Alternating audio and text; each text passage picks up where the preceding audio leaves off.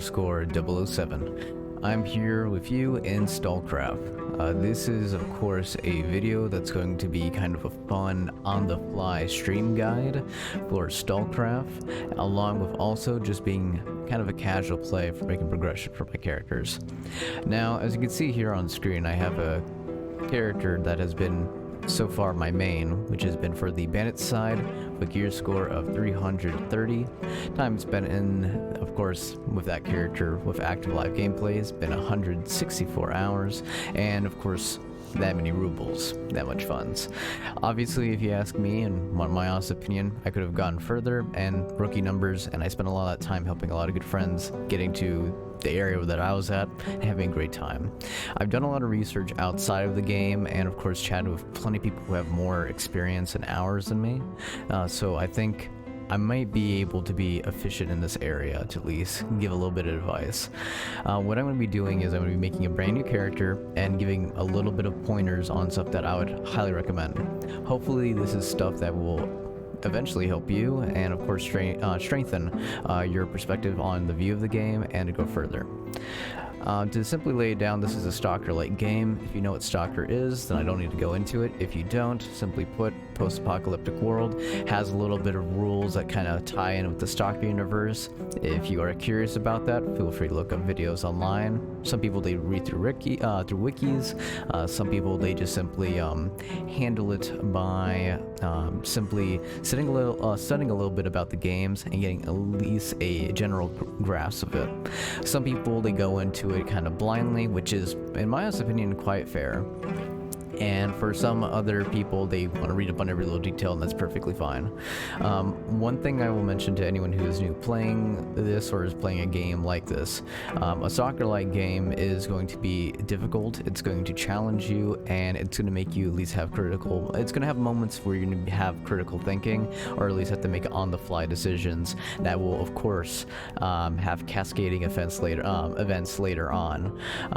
Thankfully for this game, specifically STALCRAFT, those events or those catastrophic decisions of do or don't are not that strenuous, or not, you know, how can I put this, not do or die or life and death. It's more so, it's a very fun and forgiving game that allows you to have accessibility. Of course, when we go into the tutorial section, I'm going to be able to cover certain areas and give my advice for in that section, because that introduction, as much as it's either very easy to fly through or a little bit complicated and kind of obtuse with its explanation at times, or maybe even pathfinding for some people, it's a little bit on rails, but there's going to be some details you're going to be kind of wanting to look forward in that you're not going to be initially grasping on your initial playthrough. But before we go into that, let's talk about the game. In this game, specifically this online multiplayer MMO game, it has instances. You're not going to have every single player in one big giant world, but it does feel like that when you open up chat logs sometimes. Simply put, when you play this game, you're going to have two dominating sides. It's going to be either stalkers or bandits. Of course, the game does a decent job trying to explain them, but of course, anyone who knows the Stalker universe, or either on how you want to roleplay your character, there's of course more cogs in the machine, and there's a little bit more of its own game's lore that kind of affects it in its own right. So it's, in my honest opinion, up to interpretation. Some people, they go off the idea of what this game gives of lore, which is completely valid. It is its own game, there you go. But this game not only has you only be on two sides, but there's actually sub-factions for endgame content. For the faction side of Bandit, it's going to have two sub-factions you can go towards, either Mercenary or Covenant. Of course, for Stalker, it's going to be Freedom or Duty. For these sides, we'll be able to look a little bit further later on and talk about in more detail, but one thing I highly recommend if you're someone who's either thinking about playing for a long game, or you're trying to take your, you know, a few little steps into the pond. If you are liking the game and you are investing into it, for me, I made my initial bandit character, went through a long, great time with it, and I knew it was going to be the little harder path to go, and that's the reason why I picked it. We'll go into more details about that a little bit later, but in my humble opinion, when it comes down to this, is definitely play the game. If you feel like you're playing the game and you're getting a little bit frustrated, feel free to hop on another character. I know for me, I kind of stick to it. I usually stick to that one character and I keep on playing, but that's not everyone's cup of tea, and sometimes you kind of need a little bit of a mental or actually a legit reset and re-stabilize yourself and maybe do something a little bit easier or do something different, or not be in that same server or that instance and dealing with the same problems you're facing. And maybe say that for another day, or either consult help either online or either with people in the game.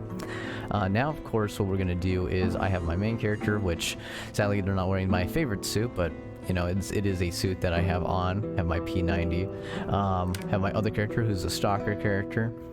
That one is going to be going down his own path. And I'm thinking since he's kind of going to be a nice goody two-shoes, either he's going to be freedom or probably duty. Kind of hard to say. But I decided, hey, why not? I'm going to make other characters. And this is one of my hugest things I highly recommend in this game. In this game, there's going to be daily login rewards, which, you know, at first, you know, it's just, if you ask me personally, it's a pure bonus. But if you are someone who cares about the game, and if you are thinking about maybe going to these other factions, which the only reason why I mention this is, when it comes to the end game content, I wish I would have known this sooner. I kind of assumed it, but I didn't know it was to that lengths. But when you're playing on the two main factions, Bandit or Stalker, once you specialize towards a particular sub-faction, that character is, in a sense, no longer your original faction. Like, sure, you come from that same line of cloth, but when it comes down to it, it doesn't necessarily have the exact same effect, if that makes sense. Now, the thing I'm going to go into detail right now, as well, is, as you can see on the top right, there is select a character. You can, of course, have up to 10 characters completely for free, completely 10 slots. This game honestly promotes you to have multiple characters. Can you gift and reward each other, your other characters, with items or even money, monetary advantage? And you actually can. That is actually a thing that's supported in the game, but you will have to make it through the game quite a bit to at least get to a certain reputation level in your second area or second base for your faction, and get the courier so you can then receive and or send any of these packages. But as you can see, there's multiple characters, and if you hop on the different servers, you will be able to hop on a different server which will have its own clientele of people, and of course names and characters will be completely different. You'll probably be in a server that has your name taken, but maybe another one doesn't have it taken. So it's up to you what you want to do with that information, as you will. But for now, we're gonna go deep.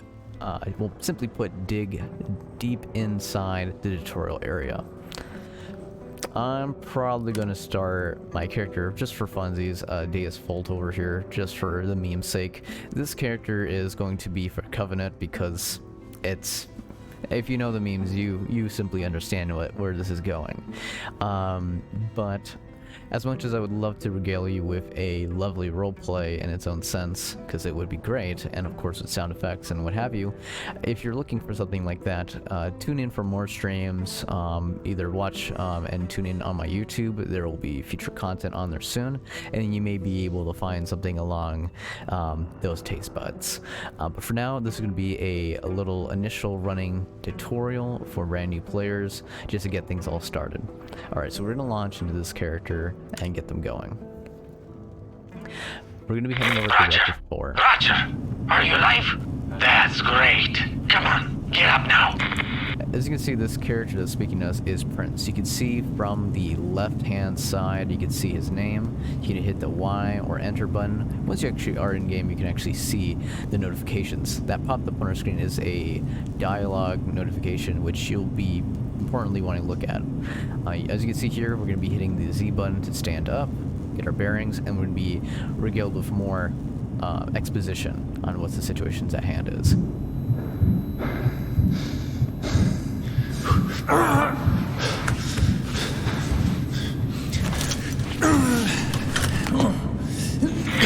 The mission will be starting soon. We need to get out of here quick if we want to survive. Fortunately, I have an escape plan. But you have to grab the artifact. Otherwise, it will be a waste of time. I do want to mention, anyone who wants to go into this game blind or not know any sort of information that they could have missed or any sort of sense of nuance, I highly recommend you to stop watching now and just experience the game, have a fun time, go through its trial and tribulations. If you feel like you are either a veteran or either you are a person who are looking to learn for more, definitely come back here and reconsult this. And of course, there's plenty more information I don't even know of, along with many others that are out there that can be able to help you. So I'll simply put is, if you're looking to do that, I highly recommend going to your first character blind and go through it that way. It's going to be very difficult. It's a traditional kind of path, but if you of course are here watching this video, I take it you are the person who either needs or desires this sort of introduction or either tutorial. So as you can see here, we have the WASD keys, and of course, as already pre-mentioned, that was your first and of course final warning. Spoilers ahead, we're going to be exposing some stuff and some mechanics. Alright, so as I mentioned earlier, we just got up. The game's not going to, like, in this introduction area, they're going to be limiting a lot of your abilities and things you can do in the game from the get-go. There's going to be some functions you're not going to be able to have until you get to certain areas inside this reactor, and obviously there's plenty more mechanics outside of this tutorial. So we're going to start moving up ahead. So we can't sprint. That's one good thing. If you want to know how to sprint, just hold shift. The game will tell you in the future, but for right now it's just getting a little feeling of atmosphere. Looks like there's some anomalies over here, which anomaly is just simply dangerous little things in the zone that will You're nice. not much good to us when injured. Can you see a first aid kit anywhere? If so, use it. You can see here on the left hand side, it'll tell you who it is. It's showing who is doing the call. Usually you'll be seeing notifications and not necessarily story notifications like that, but you'll see that it's going to have a timestamp of the exact time, which correlates to the top right of the screen. Top right of the screen, you're going to see that's going to be your minimap. Sadly, we're in an instance area. Connection is lost. We're not able to see the little minimap and see what direction we're going or any information like that. All we can tell from navigation-wise is at the top of our screen, our compass. You can see the exact notches and the exact number of the direction we're heading towards, or we can just generalize and say we're facing east or, of course, facing west. But, of course, from here, it's going to introduce you to this med kit that you're going to be able to use and heal. On the and of course on the top right, there's going to be other functions that of course come to play, and I will explain in due time. But consider the little 11 o'clock timer is just simply the time, or just simply the time for the entire operation, or just the world that you're in. Since we're in this instance and for this tutorial it is kind of frozen in time, we are fine. Of course, I'm not able to see the other aspects, like on how much noise we're making, but at least that number 1 that you see on the top right there, well, the top left of the little mini-map, that's actually reading PDAs inside the in your vicinity for 50 meters, roughly. And what that means is, if you see that increase, there's a real living, breathing player that's near you. It will pick up PDAs of your friendlies. It will pick up PDAs of potential enemies. So always be mindful of that. Alright, so the bottom right, as you can see here, is going to be our health bar, our stamina bar. Of course, health bar red, stamina bar that kind of yellow, kind of tan. Underneath, there's going to be for munitions, hand grenades, anything that's inside your hands, and of course, any items like this personal first aid kit. As you can see, it is slotted in. The game will tell you to hit C to use it, and you'll utilize it. So now we're healing. Know that you don't have to strictly stick to first aid kits all the time, because the game has a natural regen kind of ability. There is a combo suit, which is a sort of category line for armor that actually gives you periodic healing, and along with also in the future artifacts could even help you in that aspect. But we're getting ahead of ourselves now. Let's keep it basic and keep it to the simple area. So feel free to linger around and check out the area, get a little bit of atmosphere and the work that they put into the game, because either likely you're not going to be spending that much time here, or there's stuff you're going to miss, or just like, oh, they put that there, but it's very missable or forgettable. So if you're someone who loves seeing map design or either loves layouts, go for it. It's an absolute pleasure. But for the ease and convenience for this video, we're going to keep it at a brisk pace. As you can see, I've been sprinting around a little bit, so now my stamina is going down a little bit as sprinting. We're going to go right on ahead and advance. So right now we're going to be pathfinding our way down. We should be heading up this open. Right, back to work. Check if there's anyone on the roof. So for me, I have a rekey binded on my mouse, but by default, let me get away from the window there so you can hear me better. By default, it should be tab where you're able to quickly pull up the chat and make comments for your character, or in this instance, you tap it or either hold this and then select enemy spot, which you could just do by just simply pressing the button very quickly, and you can spot and mark targets. This will mark the targets for you and for your teammates. Just be mindful your character will make audible dialogue in the game, but you'll be able to see that person in real time as long as you have a line of sight of them, their health bar, what they are, who they are, their username, details maybe about their armor, plates, or anything like that. And of course you can see them on the mini-map, so see the area of last known position, and you can kind of also change your teammates as well. Alright, well we're going to go ahead and mark these enemies. I see the enemy! See, they don't have armor plates, they just have health. Beware! Damn Enemy! fanatics. Kill them. Should be as easy as fight from your position. So, we have actually this, I believe, SVD that's going to be in our hands. It's going to purposely only have 2 rounds inside of it. You can't reload, there's no extra munitions, you can see from the 0. Let me actually lower this game real quick so it's easy of listening to me. There we go. Okay. So, as you can see, it's at 0. So there's nothing in reserve of ammo that we can reload from, but we only have 2 rounds. So as it shows, you can hold the right click button and aim, left click to fire, and you can hold the shift button while aiming to hold your breath to stabilize your shot. Most shots in this game, you're not really going to necessarily need that, but if you do need it and it has to be in clutch, sure, why not? Especially if you're already specializing towards a certain thing, like maybe going prone or some other aspect and you're doubling down on that and you're relying on your shots, it might count. So that person was killed. We'll go ahead and raise the audio back to maximum. Now we got 20 rounds in reserve. It teaches you to hit R on your keyboard to reload. Great work. Now move to the northern part of the station. Also, find yourself a new weapon. The corpse of one of our men should be on this floor. I suggest searching it. Exactly. This is going to teach you a little bit about searching and of course interacting with the world to make progress in certain areas of the game. One thing I'll take a note of, right when you make it to this point of the game, this is one of the things that most people miss or kind of make it neglectful of. You don't have to really make it a huge issue or have you, but one of my hugest things I highly advise people to do is do research on the weapons. Do research on the weapons and be able to see what you can do and what you can learn. For example, you can hit the E button or, of course, be able to loot and interact inside your inventory, and you can interact with your weapons. But first, we're going to have to interact with this corpse here, which the game will teach us to press F to interact with the corpse, and of course, an elevator button to advance down. So here looks like, so as you can see here on the right side, this is showing our gear score. This is showing our name, which for some weird reason we are named Voice by default, but that is interesting. A little bit of lore, what have you to know. You will see your rubles and your parts. Of course, there's other stuff you can learn here from, of course, getting information, quickly organizing your inventory. But as you can see here in the left-hand side, when you're looting or accessing a container, this is whatever container that you're looking into, or in this case we're looking on this corpse. He's got an AKS-74U and he's got a Fort-12 or Fort-12 or AKS-74U. It depends on how you want to say it. Some people have particular quips about it. So yeah, take whatever you can, take as much munitions, and you pretty much are set from here in this little sector. But do know that, as you can see here, as we just looted from him, obviously when you're in normal containers you can put things back into it, but this is more of a tutorial.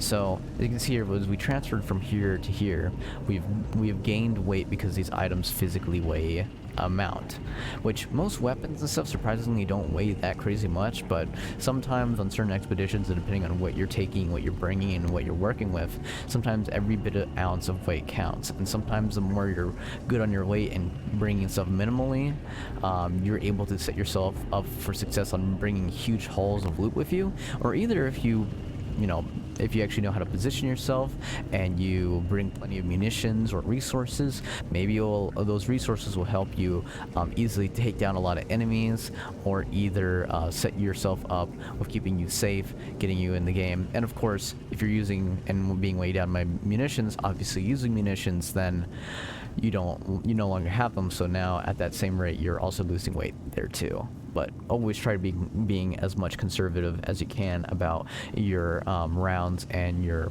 round economy in the early game. Later on, it's not a huge issue, especially with either how you can make money or either from just generally looting in the world, but usually in the starter area and in the general game it'll be a little more difficult. So as you can see, as we're hovering over the items, we can actually right click, check on notes, see every detail about a weapon and its stats, and of course you can pull up the modification menu and see what is in the modifications. It looks like we have a bare stock AKS 74U. You can fold over the stock here, get a faster draw speed and swap to the weapon, or to aim faster, but of course it has the downsides of more recoil, meaning more kick up from your weapon when you shoot it, and of course sway, so have more visual sway when you're aiming down the sights. So, but of course by me, I just like keeping it standard. The fort, we're going to be actually getting modifications on here. This fort not only has its main weapon, it also tells you on the left hand side any stuff that is boosting your weapon as a total, and by this it's getting boosted by, of course, the compensator at the end of our weapon. It's helping with recoil, horizontal recoil, so when you shoot it doesn't move left to right that much, and of course spread, so the round can actually more land exactly the target where you're aiming at, and of course an extended magazine. The game, it's made in Russia, and there's of course some certain things that I find very entertaining and very funny about this game. It's very, I'm sure if you've played this, you've already kind of picked up how adorkable it is. You can tell a lot of very passionate, well-hearted nerds really created this and are just huge fans of the Stalker and of course other franchises and have created this game. And it is just absolutely great. But as you can see, it's referring to this magazine as a clip. A clip is usually what you feed into. For example, in this game would be a Mosin. That would be a clip, and it's very old and very outdated. Or you can think of a paper clip or many other aspects. But for a magazine, yeah, this is what that is. Magazine is your mag well that is carrying the rounds that you're chambering into your weapon, so that of course you have rounds to shoot, or at least a little bit in excess. So in this modification, as you can see on this handgun, we're going to be not only getting what we have here, but we're also getting an increased ammo capacity by 3, apologies there, by 3. I'm thinking of a different weapon, that's why I slipped up there.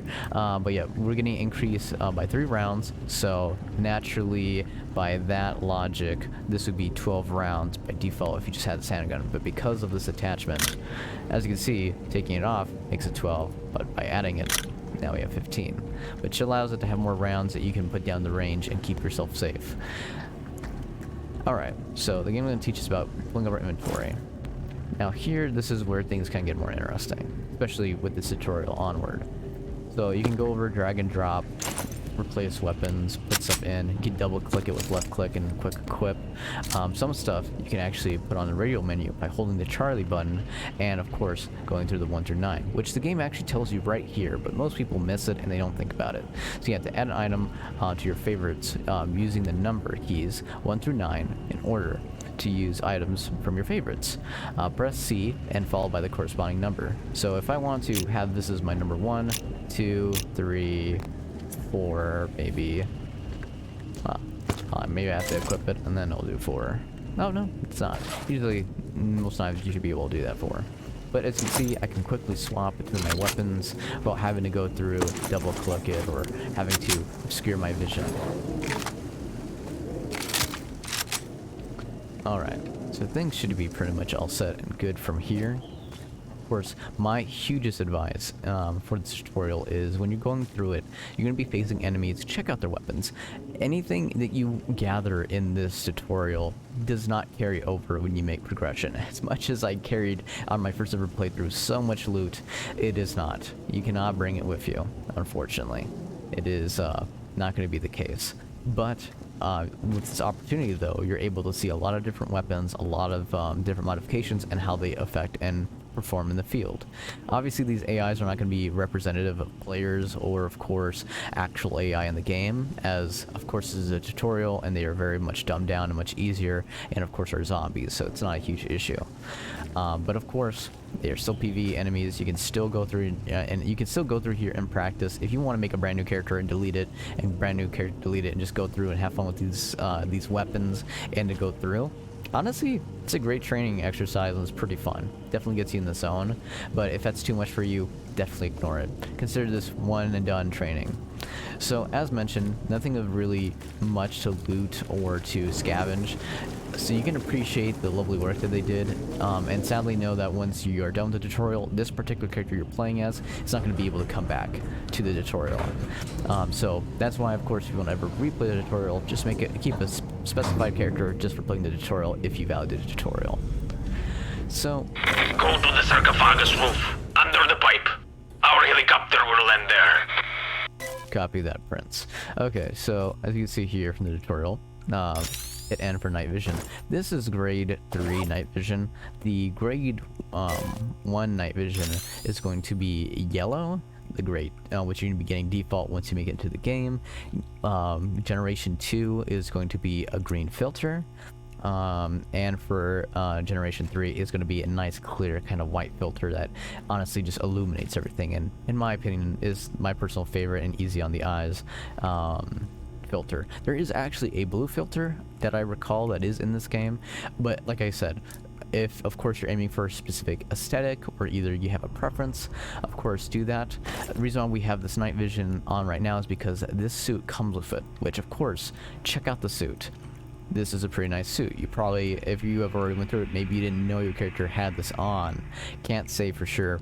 You probably took a glance at it and think about that much. You can see the description of it. You can see the rank, which is Master, class Combat. We can see the weight, durability, which, yes, armor and weapons have durability and you're going to have to repair them. Is it that bad compared to any other games that are like this? Absolutely no. This game is very nice, easy, and accessible, and not at all an issue. We have a lot more of increased carry weight from the suit. Negative 10 stamina, which stamina just simply mainly affects your stamina bar and just how much you have in reserve. So it's not that crazy difficult or huge of an issue, but it does definitely affect if you need to make distance from your enemy. So we have no night vision equipped other than the internally installed night vision goggles that are inside the suit. We have no skin, we have no backpack, and we have no hand grenade equipped. We do have a knife, we have a sidearm or handgun, and of course we have a primary, 2 primaries, an SVD sniper rifle and an AKS-74U. The SVD is of course blue tier, as we can see here in the notes. I believe that should be, I think, stalker tier. Yep, stalker rank. We have is information. You can get all of it, see how that all goes. Definitely feel free to modify it, take off its sights, see how that affects things, see how that feels. Definitely go in through the game and start fighting enemies and see If you're stuck in a hole somewhere, use your NVG. As you can see, even the game will make comments when you take some time. But of course, we're trying to explain everything we can in very little time.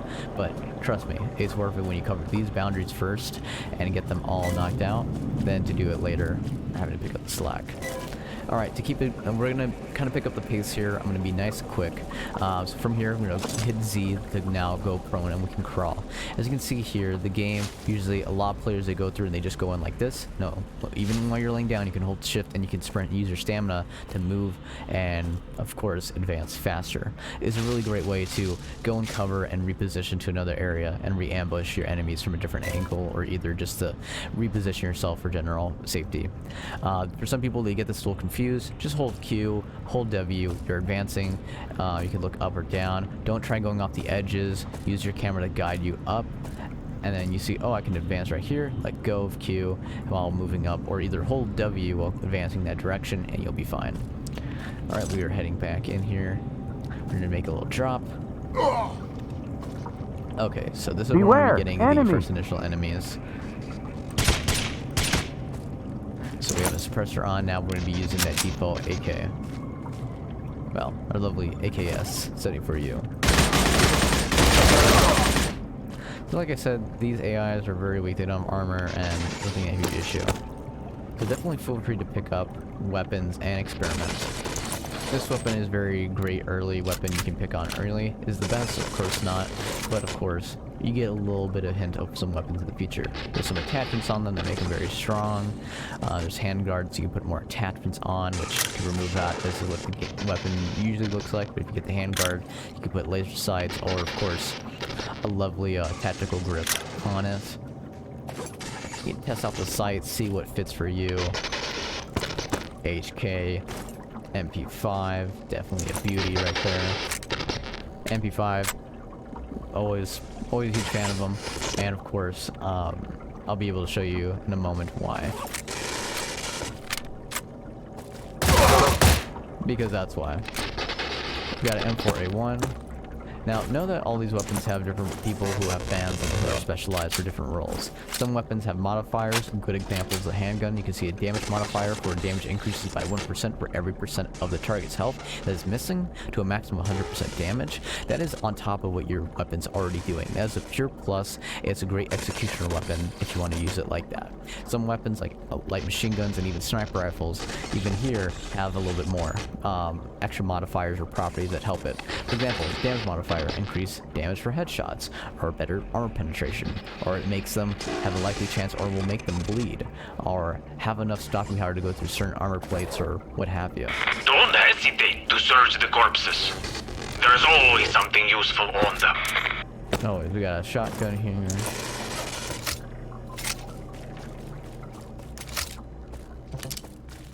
Now we're going to be going up here. Now, most people, they will have two different ways of going up. Some people will see the initial tutorial, oh, I jump and hold Q and I advance and I climb up, which is definitely agreed and you should do that.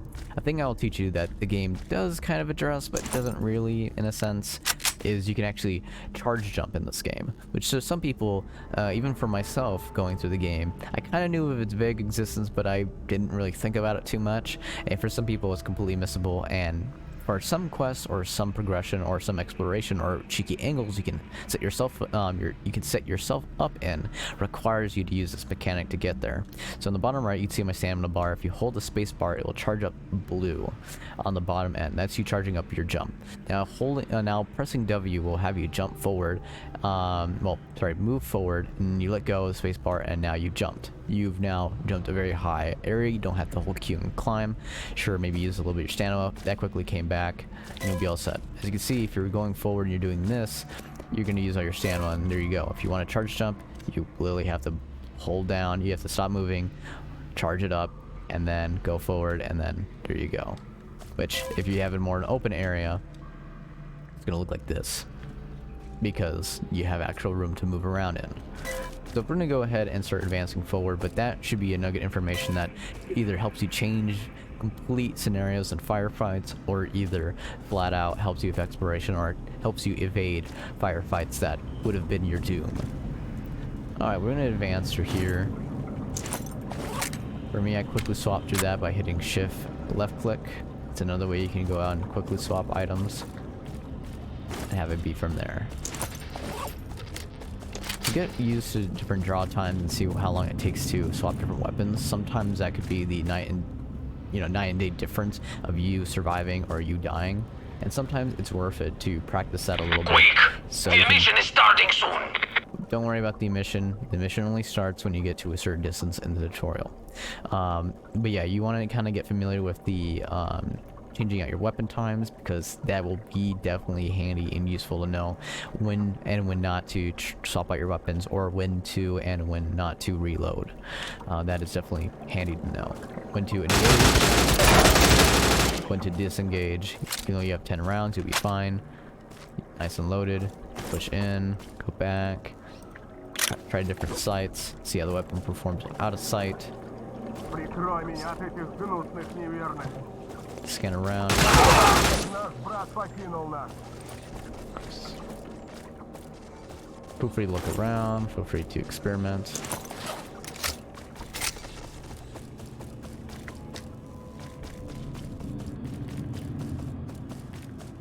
Here, now!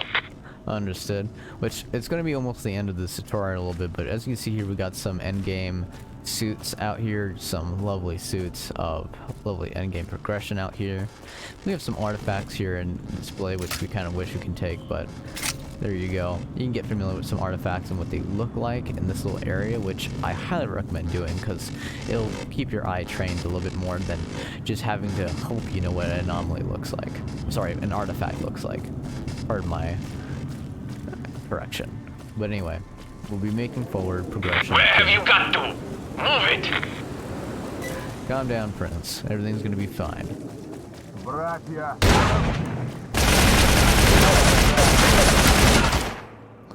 So, of course, I can hit C, start healing, pull back, swap to a weapon I have a quick slot, or hop in, switch out to a different weapon. It's always nice to experiment. We're gonna drop some of these weapons because, like I said, we're not gonna keep any of them, and it's nice to just swap out and change out. I'll miss the MP5, but it'll be okay. Switch out different weapons, see what works for you, see what you like, see what it can be. This one, if I could, I would have this weapon in a heartbeat. Fantastic weapon, right here. Always love the aesthetic of that kind of reminds me of EBR. That's not. All right, so we got an LMG here as well. So right here in my hands, we got an assault rifle, F2000. Will be a future weapon. No, but it's actually a real weapon. One unique sight. See, very nice. Deals out plenty of pain real fast. A worn M1A, which has, of course, Springfield M1A pack stock. It just reminds me of EBR. It's not. It's, you know, it's a lovely M1A. But through here, see the different reload times, see the attachments on these weapons, and think of, okay, well, if I had this, and I think it's really nice or very easy, what's affecting it? Is it this attachment? Is it these things? Usually it's going to be these attachments that are making it laser sight easy or brained it easy. So, see its recoil, see how many rounds you can dish out in that time frame. You should have plenty of munitions to experiment and work with. See how the LMG here has the damage modifier of every hit on a single target, meaning that singular target gives plus 2.5% damage to a maximum of 75% damage. The hit counter resets after 3 seconds. Each new hit refreshes the timer. So yeah, if you want to definitely suppress an enemy or either just nail out that one person and just make their day a living hell, this is the way to do it. So we'll go out and see how that performs with that. And here it is. See, as you can see here, hold Q and press space, which most people do and they have it be as such. But, you know, that will be kind of the huge difference between the charge jump and not using the charge jump. If you're not using it, you'll slowly crawl up, which you'll be fine, you know, you'll be good, but if you're in a life and death situation, it depends on what your value is. Okay.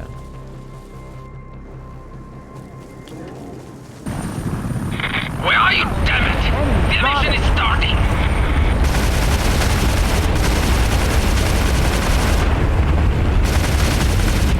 So that should be pretty good.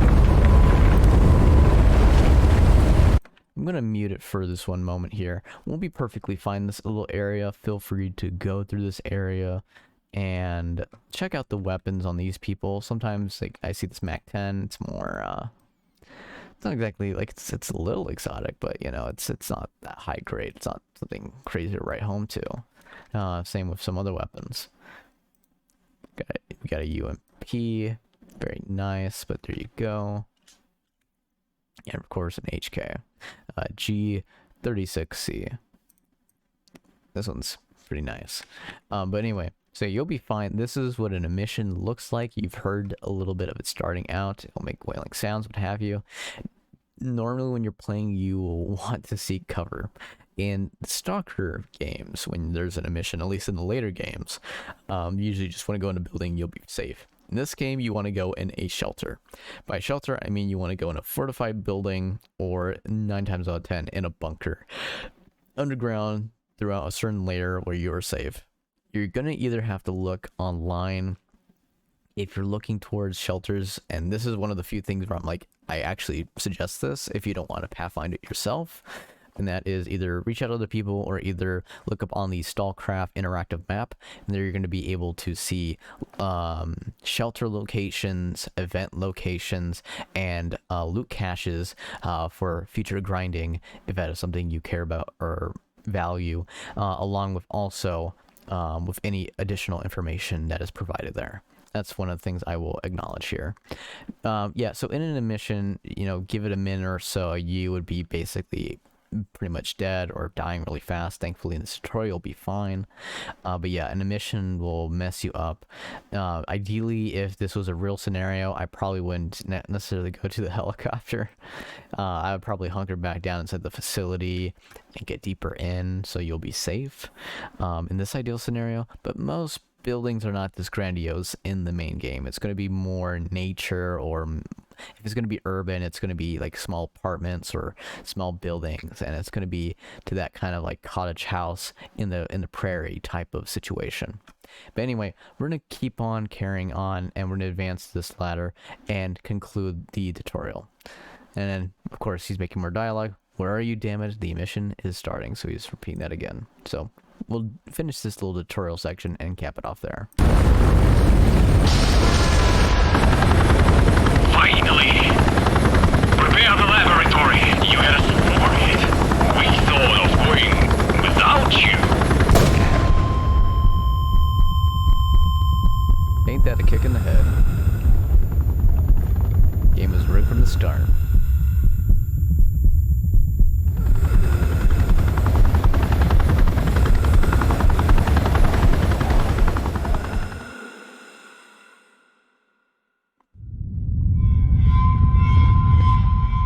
Welcome everyone to STALCRAFT.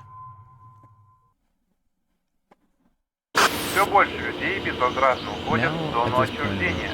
Очередной пациент с смертельным диагнозом был вылечен при помощи так называемого артефакта. Artifacts are special. In the zone, you can be special artifacts and unexplained sort of Время шло, постепенно все белые пятна были изучены.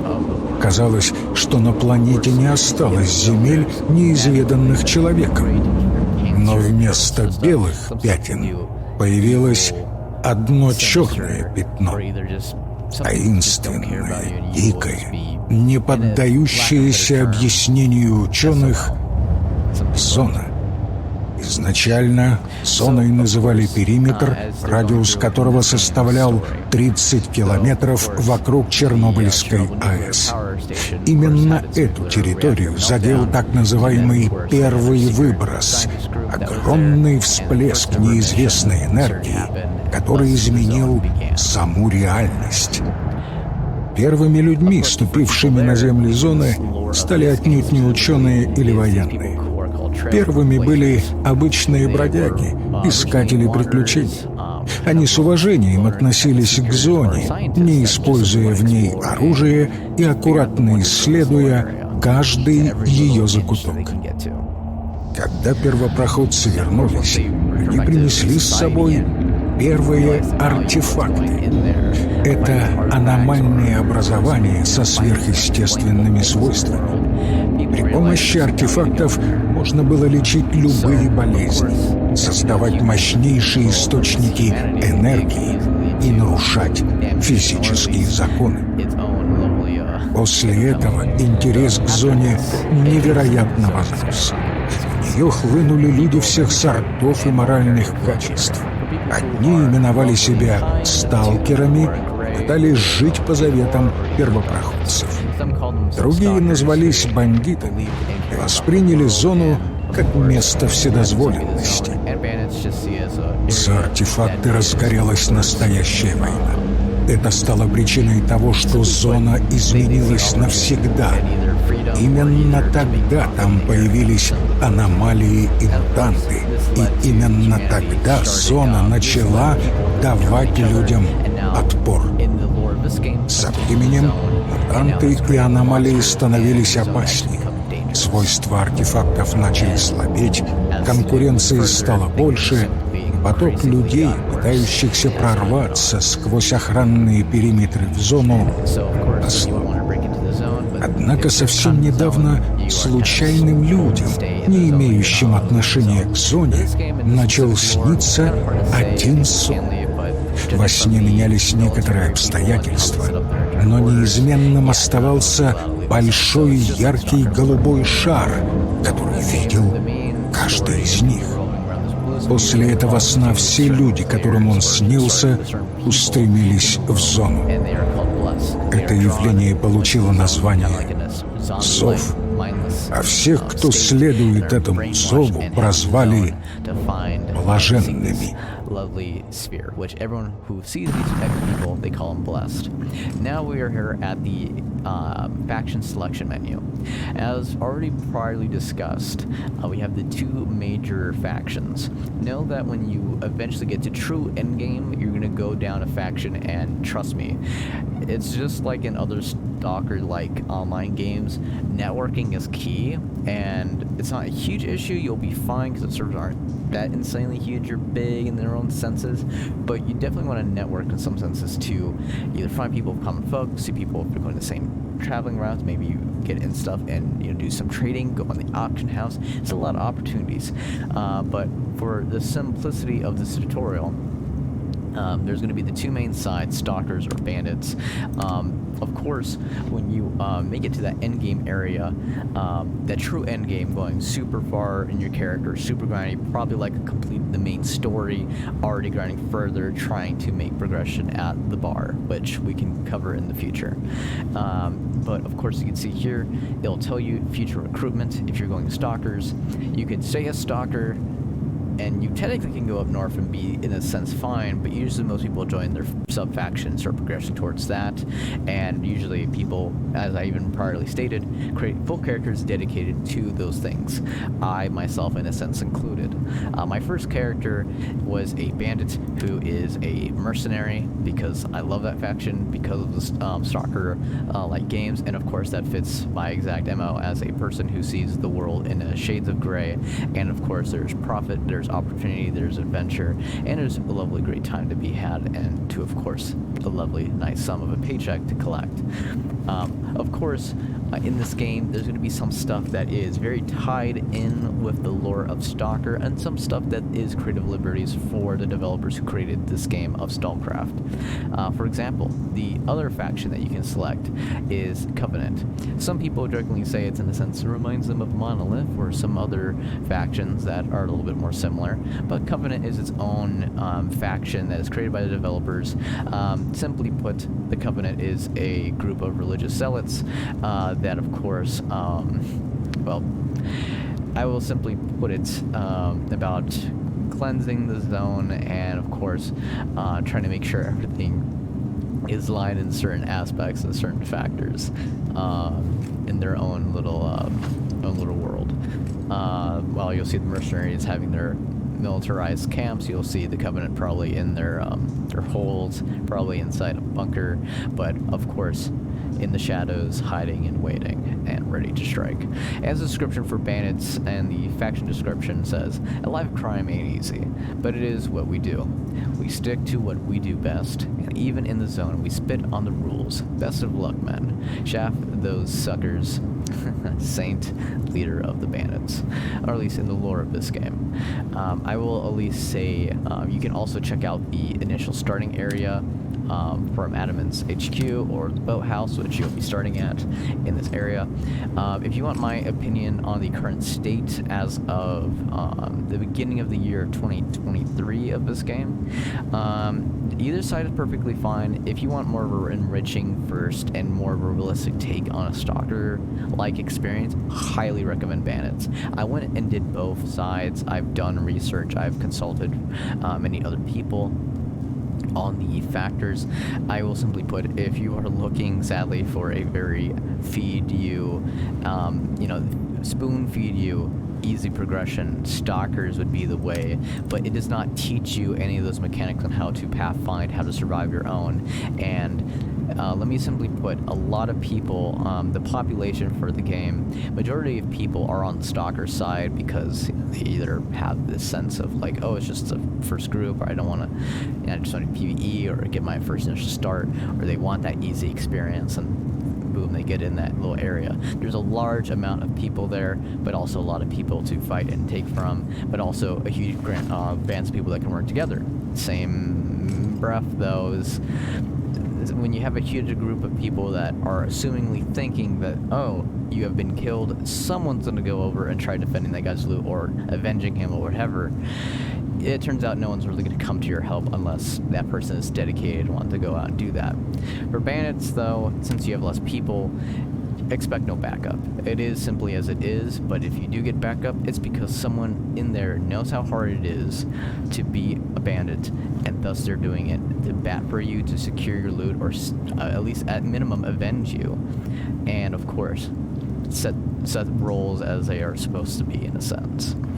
For this character, since if I recall, I've selected Deus Vult, I'm going to be going towards bandits because this is going to be my covenant kind of religious extreme character, and have it be as such as that. So we'll be joining bandits right now and seeing how that goes, which, as mentioned earlier, you can go out and preview the area for the boathouse. This is the boathouse. Boathouse, you'll be able to see all the details of your current camp, see the description, see what's available, the different area, seeing the different shops. Both sides are mostly the same. On the bottom left, you'll see the progression of reputation at that particular camp and how it affects and in a sense pays off for you with putting that investment and to go further and max out that, which my advice, if you are able and if you desire to, definitely for sure max out these these little areas and pick up everything you can from progression of weapons, armor, or anything if you want, but my advice is more so keep to weapons and attachments, or either if you want, you can even get a better melee weapon if you get to level 5, and it is absolutely worth it. If you choose not to and you want to skip ahead or you want to go towards the storyline, you can do that. My huge advice is if you want to make progression in this game and you want to fast track it, well, there's two ways in a sense. The major way is kind of leveling up your character, grinding out events, or either the second path, which is honestly the more steadfast way, and if you do that, it's likely going to get you really fast in the future. Issue is it's more difficult because you have less equipment for you to work with, but if you know what you're doing, or you have the luck to pathfind your way to that area and make progression in the story missions do pay a lot. Not only in XP, reputation inside these locations, but more so progression. For example, and I'm going to quickly knock it out real quick. When you first go over to the first location, the second base location, there's going to be quests you can get a free armor and a free AKS 74U, if I recall, or just in a kind of a low tier assault rifle. Completely for free is just its own thing, but do mind you, when you get certain quest items and they are specifically named something special, you may not want to necessarily upgrade or modify that weapon, because you can't upgrade that weapon. You can't trade it in for something. It's great for the moment, but you will eventually outgrow it. That's why you always want to go to the merchants of gear, or as I call them, gunsmiths, and you can go down and see their progression tree, which we actually happen to be able to do right here, right now. So as you can see here in this menu, we have them from the very left side, from the very top, you can click on select category. Left side, weapons, middle is armor, right is other, which left is weapons. If you want to ask my opinion, if you want to care about bully economy and stocking up a lot of munitions early on, or getting for a bang for your buck, stick to a sniper rifle, get to the Mosin for early game, that bleeding and stopping power. You can easily one-shot headshot people, or have them bleeding where they are now bleeding out, they have an inch of life and they need to use a bandage to bandage it up, or they're trying to out-heal it with using a med kit, and you can easily finish them off with another shot of anywhere, even with your handgun, or maybe even a knife strike. Also shotguns. Shotguns are really great for PvE content, just easily killing the PvE enemies. Sure, you can use it in PvP, you know, just, hey, it's fine, you know, it's better than nothing, but, you know, it is what it is. Handguns are also great for PvE content, but also PvP as a reactionary weapon. It's not hurt to do that. Melee weapons are super great. You could always use a melee weapon all the time. Another quick tip I'll give is if you hit the middle mouse button, you can do a quick slash real quick. You don't have to actually switch out and hit the 3 button to actually equip your knife and then either hit left click to attack. You can always do that all the time. The strong attack though, that you actually need to pull out your weapon out and hit the right click button and actually use the strong attack. So sometimes when you know, since you know that and you kind of think of yourself as a player, do I just quickly slash or am I a person who actually wants a charge attack? What's going on? Which, if you want my advice for early knives, if you're someone who cares about it, you'll have your basic default knife. It's going to have increased backstab damage and damage to mutants. If you really like that damage to mutants, highly recommend it going over to the hunter's knife. And also, as a weird test and experiment that I found, you can actually more likely get mutant parts from killing or finishing off an enemy using the hunter's knife compared to the other knives. But if you're looking for a good solid whacking wallop of damage, these two top bars are going to be these two top melee weapons for in this case for bandits it's boathouse and garage. These two, for the crowbar and the hammer, they do really solid damage. Sadly you don't get that in the true end tier area of level 5 or the bar, as it's more upgraded versions of the other two knives, from either the hunting knife or either the more PvP make them bleed knife, which it is debatable. I mean, in the end, if you do a deep wound, the enemy can no longer heal. Super nice, super cool, makes their screen look like jelly. Sometimes that's all you need to win a knife fight, so do with that information what you will. Anyway, so from increasing on from here, we have combat armor, which you can get. You can get lovely camouflage or ghillie suits, and go further. And simply put, if I'm going to break this down super easy, top row is strictly for PvP with other players, or either PvE with the enemy commanders who are using munitions of, you know, human munitions of ammunition to hurt you with rounds, with live caliber rounds shooting at you. And that's going to mainly protect you here, and it's going to help amplify with your armor plates that you can actually slot in these options, which is actually a thing that will be available even with that armor right there. Bottom one, it's kind of similar, but it's mainly melee protection and just more so protection for you if you're doing PvE content and you're aiming just to, you know, just grind out and kill PvE enemies. It is doable. I'm not going to tell you not to, but from my personal experience, I will at least say there's nothing that really justifies you having such a strong melee protection in the game unless magically someone's really going around with a melee weapon. But if they're landing their hits on you, you're likely going to be dead. Just gonna put that out there, and you should be able to know that they're in your AO because of the little PDA trick I told you on the top right. It notifies you that someone's nearby you within 50 meters, so consider that your warning. So you can continue onward. Definitely my advice, keep to the top if you want to do that. Just know it doesn't have protections for the best radiation or chemicals or any thermal protection. It's not really good with the elements or the environment for the zone in certain areas. Just do know that for some people they believe it has to be one way or the other. For true endgame areas, it is more so that way, but that's the true endgame area. If we're talking about early mid to maybe even early, late mid game or early end game, you'll be fine. You'll be able to operate with these suits. It just, you have to kind of find and figure out what routes can you take now, because you have to think about it, you are now limited. Like for example, there's going to be places a scientist suit can go that no one else can go to, and if they kill you, well, guess what, if they don't have a scientist suit, they're probably not going to be getting your stuff, or they're going to probably die trying. Scientist suit, as just explained, really great protections in the elements. Issue is very little protection from actual munitions that's being flailed your way. Explorer is kind of a mix. It's more bullet damage, kind of melee.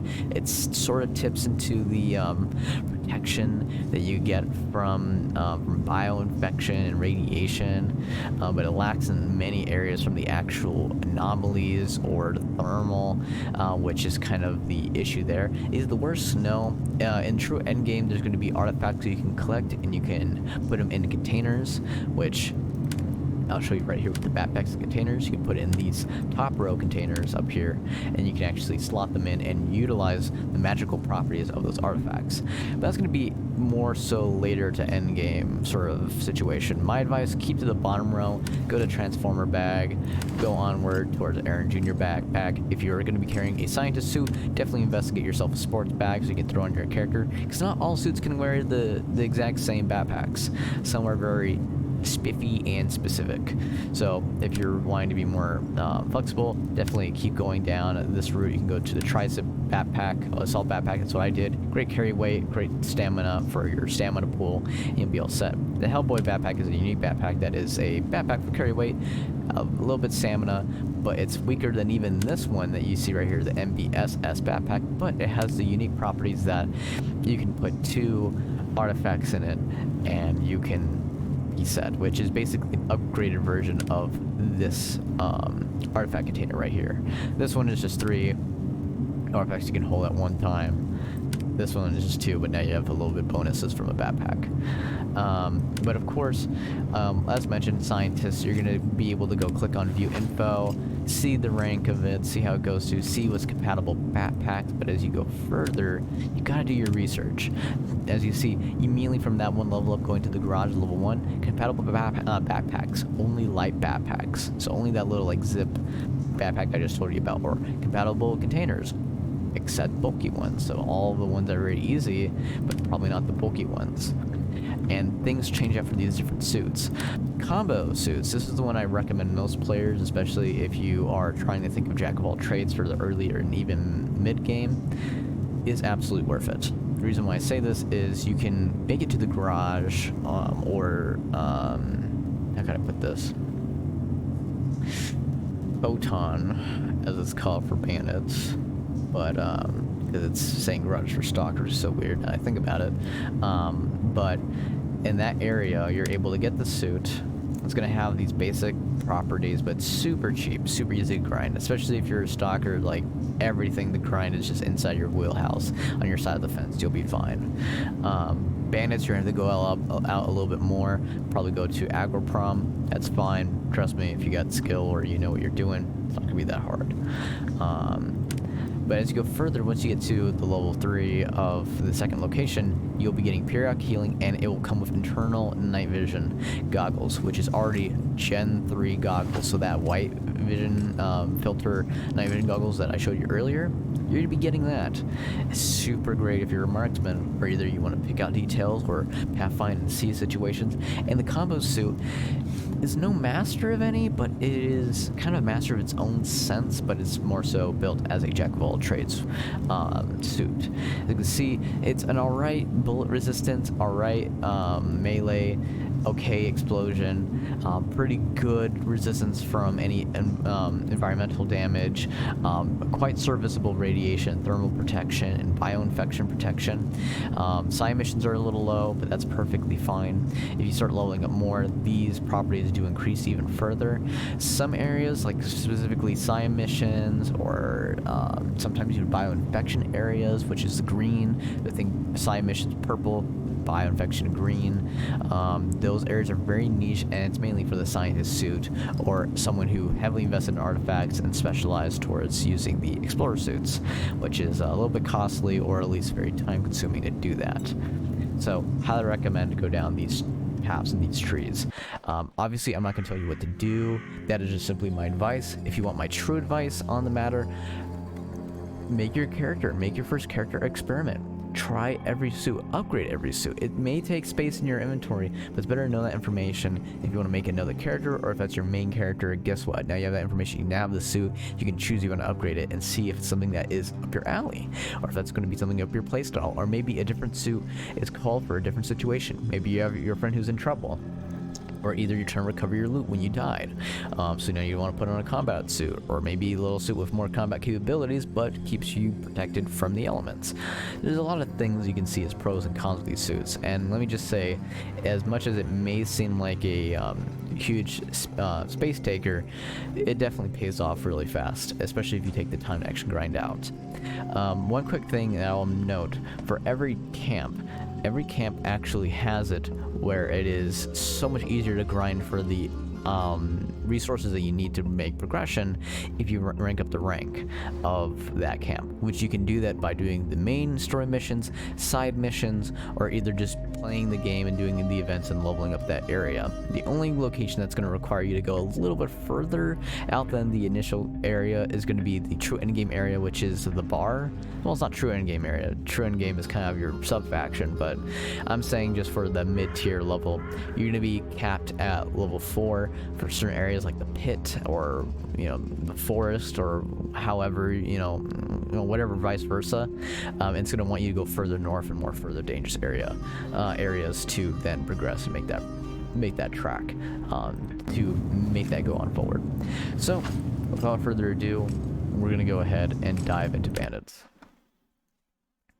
We're establishing connection. We're joining a server right now. О, проснулись, and we're улыбнулись. greeted by Lyndon. Ну что, очнулся? Чего глазами хлопаешь? Помнишь что-нибудь? Или ты у меня сейчас спросишь, который на дворе год? Do you remember anything? Or are you about to ask me what year it is? Now, a little context. I can't really say, but as far as if we're to believe this dialogue from the introduction, the character that we were playing initially, it's not the character that we're playing right now. That was just more of an introduction to the world of this game, and maybe create animosity in yourself. But in reality, your character came from a boat, probably came from an offshore, offland area, and that is the situation. Anyway, let's continue the story. Ugh, my head is killing me. I was in a boat, then it goes all cloudy. Ну еще бы. Ваша лодочка угодила в какую-то подводную аномалию. Мы тебя еле живым вытащили. Местный доктор тебя откачал, но у него, кажись, других дел полно. Попросил за тобой приглядеть. И вот ты наконец очнулся, русалочка. На болотах мы. Это юг зоны. Здесь, на лодочной станции, обосновались бандиты. Считай это место чем-то вроде контрольно-пропускного пункта на входе в настоящую зону. Сны, говоришь? Что у тебя там за сны?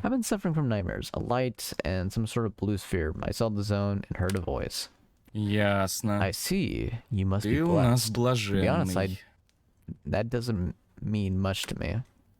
Не мне, дружище, тебе все это объяснять. Тебе шаман нужен. Он местное светило. Лучше всех понимает, что не так с блаженными. Да-да, ты у нас не один такой. Все больше людей приходят с одинаковыми историями. Сны, голоса, галлюцинации. Пытаемся разобраться.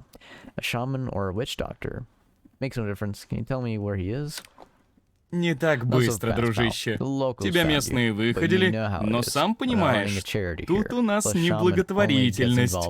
Тем более, шаман ведет дела только с теми, кто хоть как-то отличился, показал себя полезным для общества. Да нет, я-то тут, считай, просто мимо проходил. Тебе нужно к главному по базе заскочить, к святому. Да и вообще, осмотрись по сторонам. Тут, конечно, не пятизвездочный курорт, но все для жизни есть. Механик, бар, магазин. Могу тебе краткий экскурс устроить, но если хочешь сам разобраться, валяй. Хорошо, вот погляди. Первая штука, которую тебе надо уяснить, без ПДА человек в зоне как без рук. Хоть ты сталкер, хоть бандит, неважно. Там куча всякой полезной информации. Карта, список твоих задач, твоих товарищей. Словом, советую не лениться и внимать. Думаю, ты подустал от постельного режима и хочешь немного развеяться. Я тут прослышал, что кто-то из новичков заныкал в старой землянке возле базы какой-то хабар. Очень сомнительное место для тайника. Правда, неподалеку от входа в эту землянку ты наверняка наткнешься на аномалии. Ну, какая же зона, да без аномалий, а? Придется научиться их обходить. Отправляйся туда, я перекину координаты на твой ПДА. Как приблизишься к месту, выйду с тобой на связь и расскажу, как обойти. И еще кое-что. Ты лучше направо-налево не говори, что ты блаженный. Народ бывает всякий. Говорят, тут у нас уже люди лихие есть, которые блаженных за угрозу держат. Если они о тебе прознают, лишние проблемы на голову упадут. А тебе же этого не надо, верно?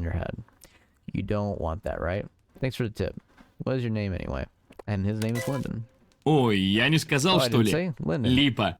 Зови меня Липа, дружище. И если что, обращайся. Кстати, перед походом в землянку не забудь заглянуть в свой ПДА. Я повесил на тебя задачку. So, as you can see, as you start out, you'll be starting with a PM handgun. This PM handgun is quite decent, just 50 units of damage. You'll be all set. You have your basic knife, you have 2 free hand grenades, and you have the free night vision goggles, which is already that yellow filter that I told you about. Of course, there's going to be items you can loot, but before we go further, we're going to take the game's instruction, open the PDA with the P button. This PDA has a lot of stuff going in there, but I'm going to try keeping it as condensed and simple as possible. Top right is going to be your indicators of your current distance and your access stuff. Not necessarily important. In other stalker-like games, it's more important. In this game, you kind of have forever reception all the time. Can't say that for true endgame areas, but that's the situation. You'll have the profile, which is going to be the very top tab on the left. That profile is going to be showing your faction, your username, if you're online, when was the last time you were online, what's your KD ratio, what's your achievement points, how many packages have you delivered, if you're going to enter a code, what's your stats, which, you know, survival, combat, exploration, economy, sessions, it's all here. And then on top of that, you also have your achievements. The zone, so for in our case, we got these two. And we got the economy, association, and quests, which, since you saw me hit right here, these little stars, if it's white, you know, it's not selected, but if you click on them, you can actually add them to your profile, and something could show off as your achievements and your profile. They give either more personalized, you know, experience for people who view your PDA or your profile. They could see what you've done, which they could just do in general by going through your profile, but if you want to put up something like an achievement of something noteworthy, or either something to reinforce your roleplay, do that. You can also edit and write in your about self. You'll be pretty much set there. Also on the bottom right there, when you're inside your profile, you can also do the daily rewards, which I'm not at that point yet, because you have to make it to the next area, the next zone. But it is definitely worth it to get those daily rewards, like I mentioned earlier. Because sometimes you're only going to be playing for a little while, or you're hopping on. Trust me, those rewards kind of stack up, and it's nice getting those daily rewards. Friends tab, if you want to add a friend, there's a little gray plus icon here. You click on it, type in their username, you're set. You'll send it out to them. They just got to go in their incoming and accept. And you can also see your outgoing, see who you send it to, and you can also put people on a blacklist. Your map.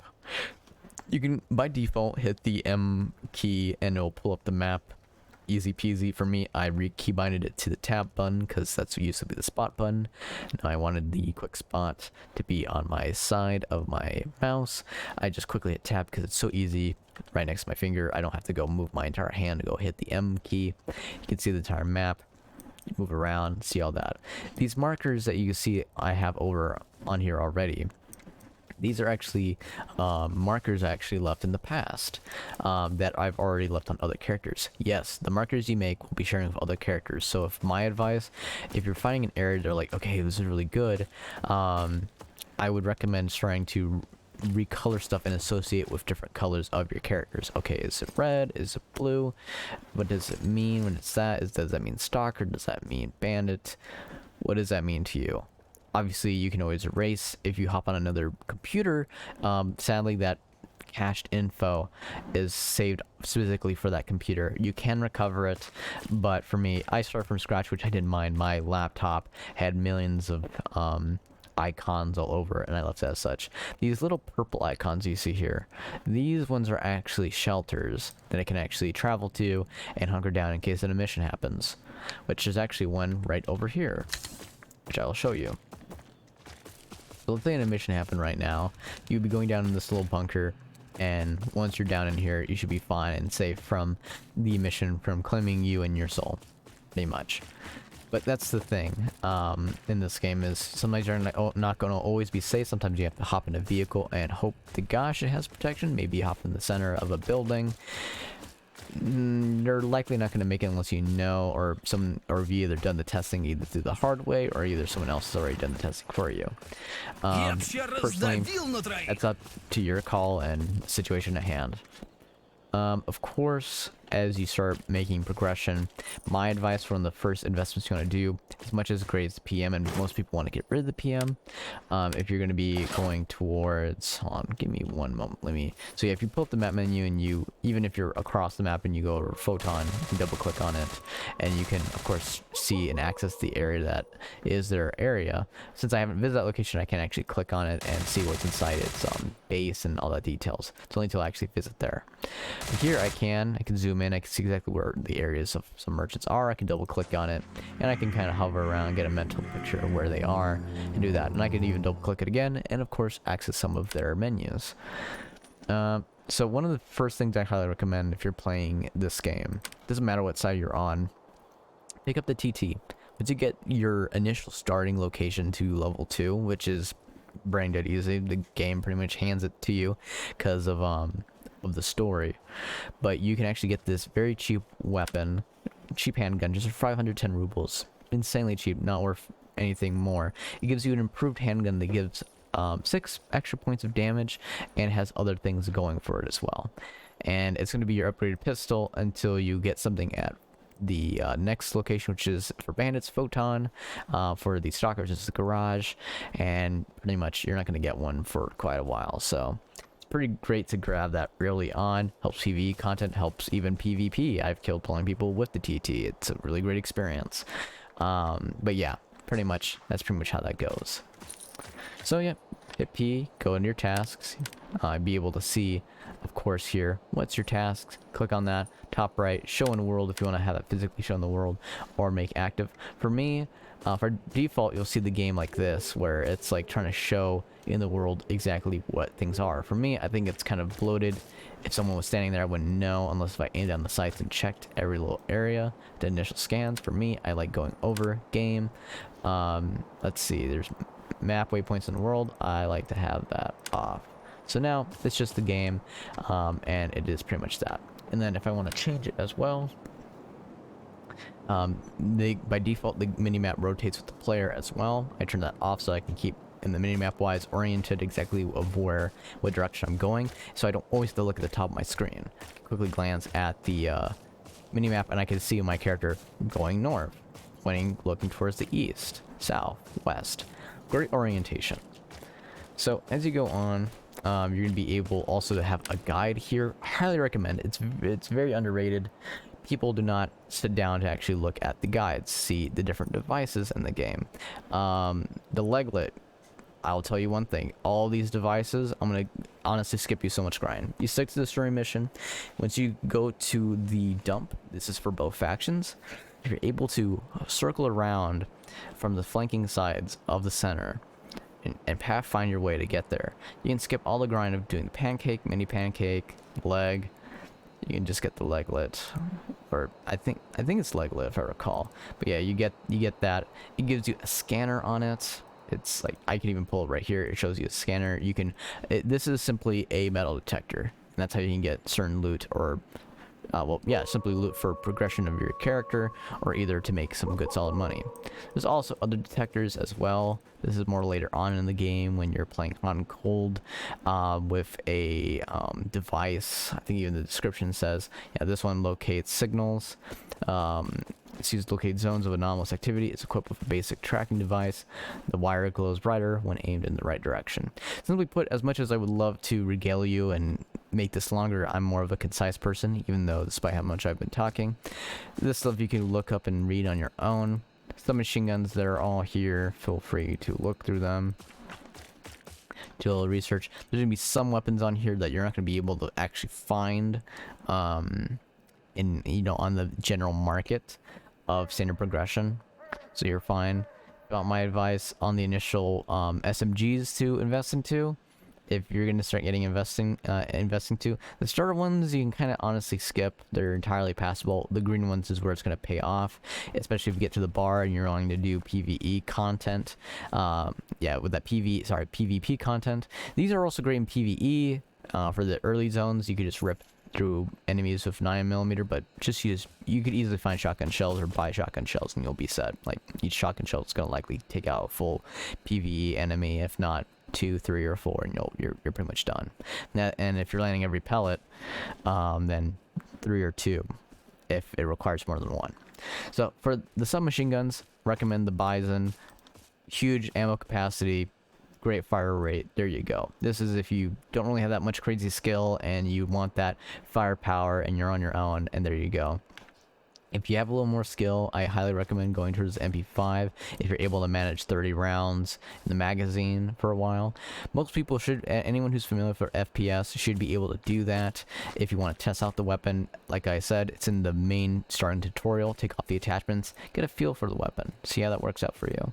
For later on, I would say for the pretty much end game for the initial shop, P90 is great if you want to put modifications on. I haven't put on modifications that much yet.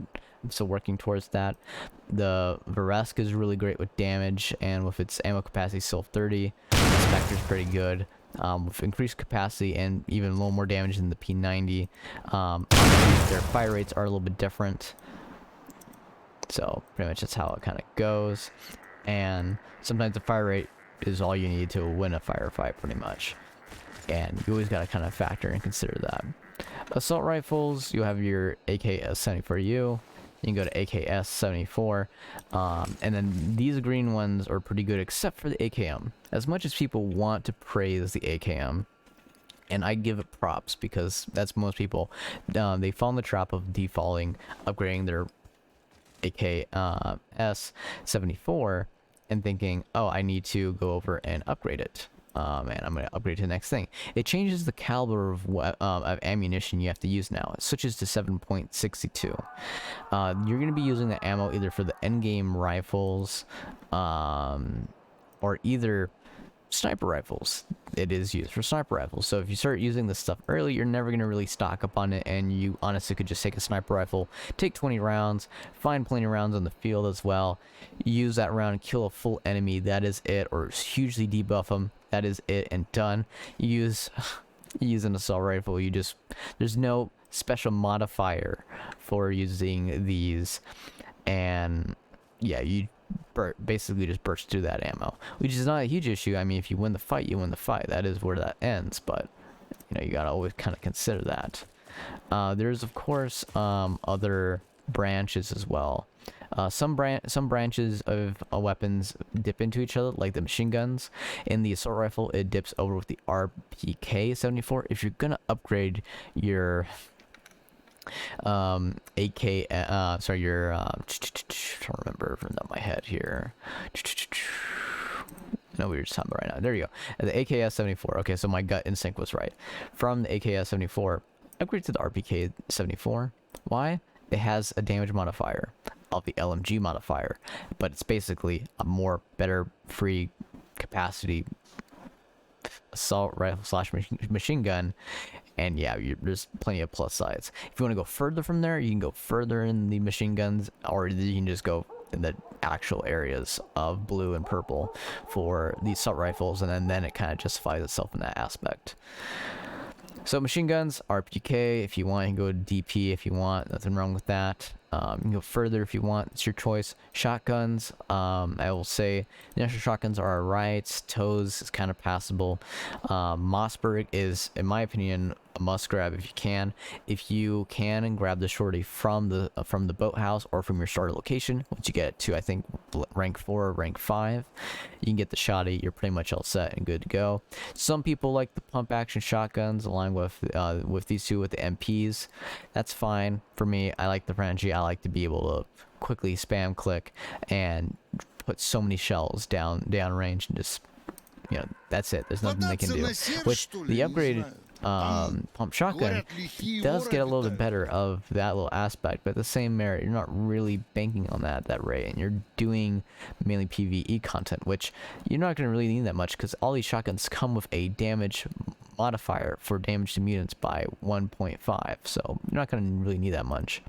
As far as I know and I hear, some people really love the Sega 12K or the Protecta, which is I know some people call in slang the street sweeper from old classic mobster days. For machine guns, yeah, we pretty much covered that. Melee weapons, I already went to detail about if you want to get a certain melee weapon. If you want to play it safe, just get a hunter knife. If you want to play a little more on the nose, my advice, go and grab yourself a crowbar, grab yourself a hammer, figure out what you can do there. Sniper rifles, which if I were to make this more easier for you for a visual representation, I could just pull up this assault rifle, go through here, get your AKS-74, pretty cheap, not that crazy hard of a grind. Now up and grind and get the RPK-74, which you can either get the DP and then use those resources and get these resources from the dump, or you can hit offer 2, just get the resources from the dump and then get it. It is absolutely worth it if you ask me, but if something not up your alley, you don't have to get it. That's your call. But it does definitely tap into the 5.45 ammo, which is really great because you want to utilize that much as you can early game, because later game you're not going to use it that much unless you want to keep to these weapons. So machine gun, go down the path, skip all this stuff. It's all when you make it the photon. These are incredibly cheap. Sadly, most of the second area zone is going to be more long range, but when you get in range, man, can these things rip anything up. From PvE to PvP, but mostly PvP. Yeah, like I already said, Bison or the HK MP5, you'll be all set. You can experiment with the other ones. That's your call. Go for it. Machine guns, find here for RPK. Advance if you want. It's also dipping in other trees as well with sniper rifle. Early game, just keep to the Moslin. Keep to the top. There's nothing harmful about this. Early game, you're going to be able to one-shot or either critically wound people, like I've already said. For way later game, it's going to be more so a support weapon that is utilized for debuffing and totally damaging the enemy, forcing them to use their bandage, which thus makes them, 1, lose their bandage, 2, they're having to use 5 full seconds to use that bandage before they can actually equip and use a medkit, which you could easily push their position, throw nades at them, start spraying firing while pieing the corner or pieing that angle, turning to their side, and yeah, there's nothing they can really do. There is more semi-automatic weapons. Some people really like the SVT for PvE content. Same thing could be said about the SKS. That's entirely if you want to go towards that. I just know that you can go down the SKS route to get the Warren M1A, or either you can again get a DP, and there you go. Up to you what you want to do. Shotguns, already talked about it. This stuff kind of passable. You're gonna get these two free ones from just doing the story mission.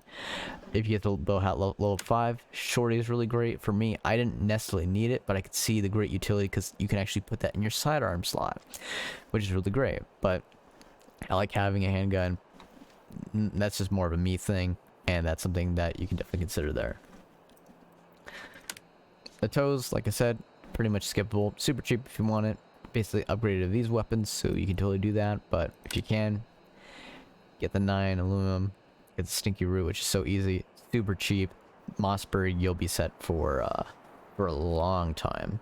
And the fact that it does 28 more damage than the next upgraded Spaz 12, sure, that's fine. And you know, since Mossberg can just do full capital damage, but it's at rate of fire DPS of 200 200 shots per minute versus the 80. Or in this one, 80, also matching as well with the Mossberg. And this one goes at 212, but you only have 4 rounds, while the Spaz has 8 slugs, you know, you can have in your shotgun. So do with that with the information you desire. Handguns, like I said, TT. After this, there's some side missions you can actually get a free Walther P99, but if you want, either one is fine. Photon, the Riffica or the Beretta 93R is pretty good because of its, you know, every round does that 45 damage, and you can do 3-round bursts with it, which is pretty good. You could also do the bar. This stuff, if you actually are doing the bar at first, it looks like, even from now, if you're brand new, it looks like it's pretty far away from achievable. No, do a little bit of metal detecting in the dump, get your copper wire, and you just got to do PvE content in the pit or the forest, and you are set, and you can easily get a handgun. And you can also get one in the story mode if you go down certain routes, which that's also another thing that you can do. Melee weapon, we already talked about this, that's up to you. Backpacks, containers, keep to the bottom row backpacks for starter game. If you want to go towards end game or more future stuff, and you want to experiment and you put the time and effort to learn that and master that, definitely go towards artifacts and do artifact hunting and figuring out how to charge it and go further in upgrading it. Muzzles, if you can from Boathouse, if you get to level 5, definitely justify to get the silencer, or realistically the suppressor, because there's no such thing necessarily as a silencer in a sense. But yeah, getting the suppressor makes it where, attention, if you use the suppressor, the enemy won't know where you're firing from. So on the minimap, if someone spots you, or either they, you know, firing on the minimap, you won't pop up as something as a viable confirmed target when other people see you and other people get that information about you. Obviously, there's also compensators and a bunch of other stuff that can help affect your weapons. If you want to learn about them, hit the question mark. You can see the exact weapons that are on there. If you want to window shop and you're like, well, I want to have this weapon, but I don't know if it's going to have a lot of attachments or not. Guess what? Maybe let's say you want to get the AKS-74U, and you're like, oh, I don't know what attachments go on it. And click on preview. Now you can see all available grips, stocks, handguards, barrels, sights you can put on it. Start seeing the stats. See what happens. Oh, look, we were going to make this absurd. We're going to put a bunch of laser sights on this thing. And we're going to put a endgame sort of suppressor here. Another green light, which those green laser sights, as much as they're ridiculous, does give insane stabilization and reduces spread and hip fire spread, which is great for aiming or, again, hip fire, you know, just simply reacting on the speed. Obviously that suppressor put all the stuff that's having us go down, or we could just simply put these other bonuses and just get a pure bonus and just, yeah, have it be that. And then maybe put a grip, maybe find one that gives just a pure bonus, and yeah, you can see where this can kind of lead to. The special or spare attachments do require a lot of grinding, a little bit more effort than normal other stuff from even armor or either weapons, but that's because you're going out of your way to do that. Of course, there's a lot of stuff you can modify and change. There's a lot of different options and opportunities. So definitely don't be afraid to window shop. Think about how you want to build it for the future. And before you're like, oh, I know exactly what I want to do that, actually check if you can actually get it inside these attachments. There's some attachments you can put on there that you can't get, and you have to go earn through a different way, or either is unreleased content, because this game has been out for over 7 years. But of course, the developers with these servers are slowly releasing content, and it's slowly trickling down from the ye old servers to keep things balanced inside our ecosystem. But yeah, I think this is the best definitive nutshell tutorial I can give within this slow, like within this allotted time, going off the fly, going off the cuff, and doing that. If you want my quick advice on how to easily get to the next areas, from Swamp, Boathouse, just take this route, take this road. You'll be set here, go into a little town here, and then cross over. You'll make it into the Cordon. Just keep along this road, keep to the left, and go up north. You're there. Oh, Stalker, oh, super easy. Start here. Go through here. Follow along. Maybe cross around, across the river, or just keep to here. Maybe you want to, and then cross back over. Go over in this area, which To make it easier, I'm going to zoom in actually to show you the exact route, because I know maybe sometimes it's not picking up my cursor. So start here for boathouse for bandits, go through here, go to this area, go to this town, boom, you get up there, go up north, follow the road or keep to the tree lines, and you go up north and you're pretty much all set. And if you're doing the story mission, there's going to be a little hidden thing about like right here probably. For stalkers, you're going to start right over here, cut through here, probably be the little rest stop right here, up through here, cross over, up through there, this little area. This is a huge warehouse over here. But yeah, and then cross over here, make it easily over through here. A little tip I'll say, watch out over here. Keep away from this building. This is where the military base is. Those military NATO patrolmen will easily kill you. Just keep the left side of the curve. Go through here.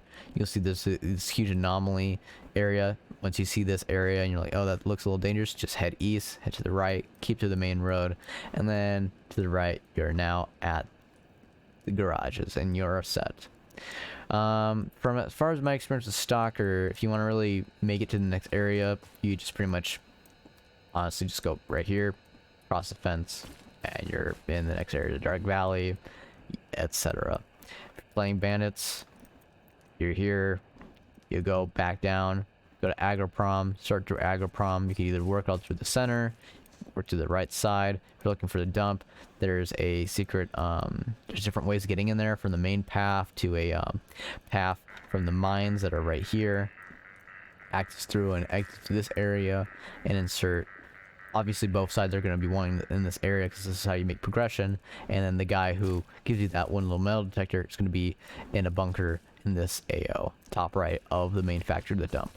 Also, if you want to make progress as bandit to the pit or to the bar section, quick advice is you either come from the dump and you can go out, take the top left route and just go through here, or if you have a combo or scientist suit, you can definitely go from here past the center area. Watch all the anomalies, make it past this little area.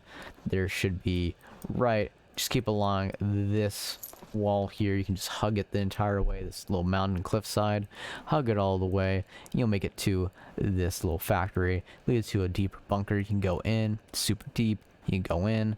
There may be a bloodsucker back out there, which if it's too much for you, just run back out. There should be a team here that can help you take care of that, but if not, there's sometimes artifacts spawns down there. It's also pretty deep where you'll be safe from an emission in most areas. You go through. It's pretty dangerous at first, but once you again pathfind and figure it out, you'll be good. You have to jump past stuff, climb up stuff, and eventually you'll make it into the lava area. That should be through the insertion of somewhere around over here. And then you need to go down south and kind of go see this area, maybe do more artifact hunting, but 9 times 10 you want to go up north and then boom, you made it to the pit. This is your entry point instead of the entry point from over here. Watch out for bloodsuckers on the right and soldiers at this particular chapel and or building. But you should be able to head east and keep it to the main road and you should be fine. A little waypoint kind of safe house right here with friendlies over there. And you can curve and keep to the right here, go through here, make it to the bar. You are all set. Watch out, you're not safe yet. You have to either go through here, go through all these different buildings and different routes to get there. You can either go up north, take the north path, and come through, past this little factory, come through here, come through there, come through these main areas. Hopefully there's a group of bandit AI that's there to help you. Go through here, go to the main buildings, and then boom, you make it to the bandit entrance over here.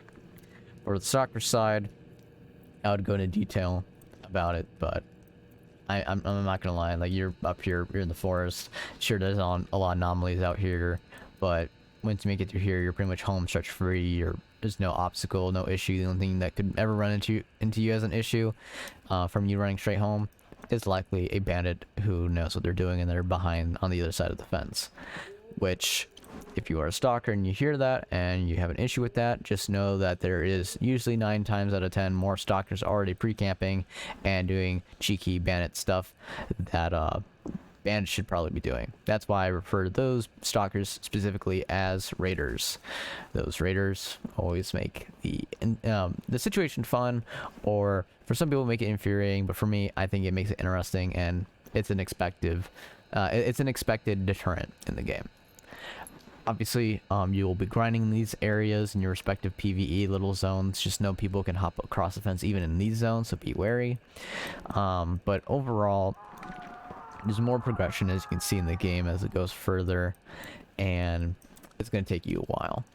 But anyway, feel free to pull up the E button. Looks like I even got a little suit that the game recognized and wants to give me. You can hit F5, you can go in third person and check out your suit and stuff.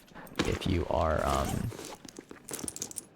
if you're in a safe zone, I know F8 is a drunk cam where it kind of makes your camera wobbly.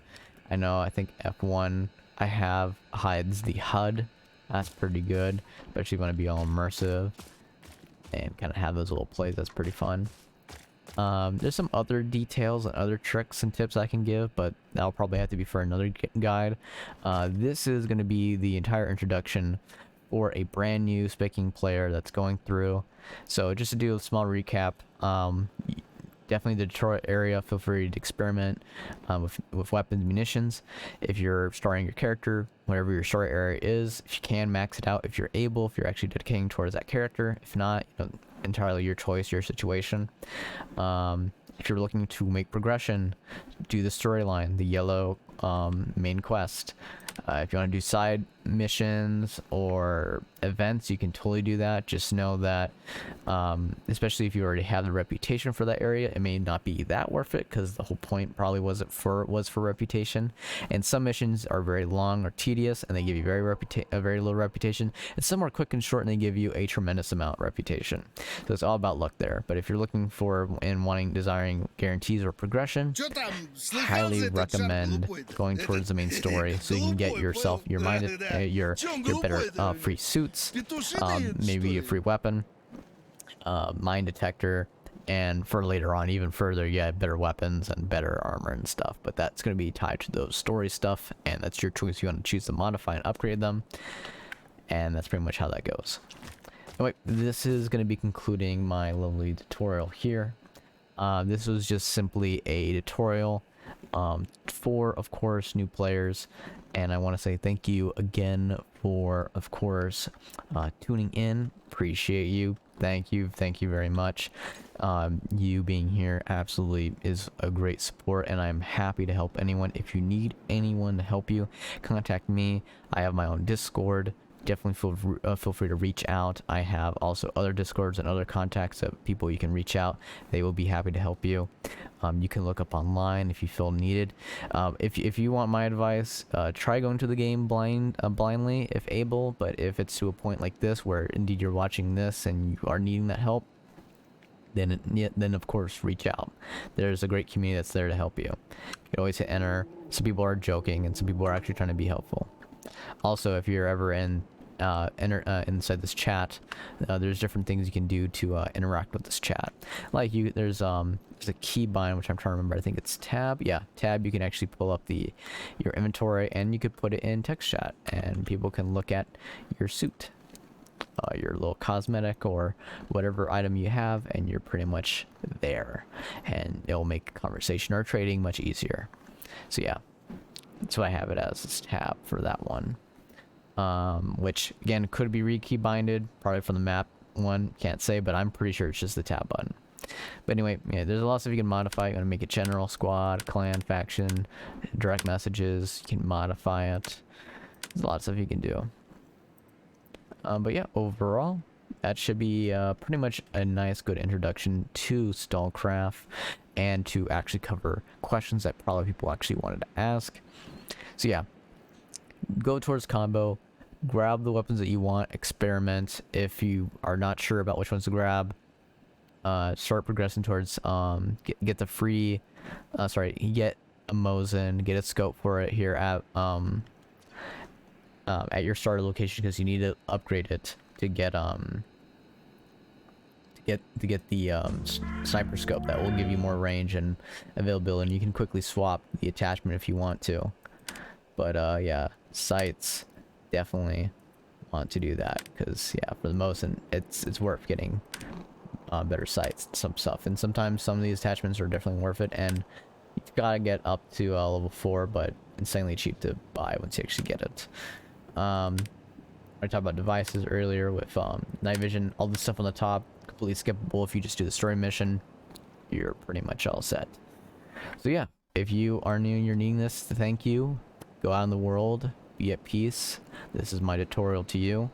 This should get you set up, and I'm not going, and of course this has not went into any true spoilers or anything that aspect. I've talked about the main premise of the game and the world, and a lot of the initial mechanics that you will have available to you early game. And yeah, you are pretty much all set. Thank you everyone for tuning in, and I wish you all well. Bye bye.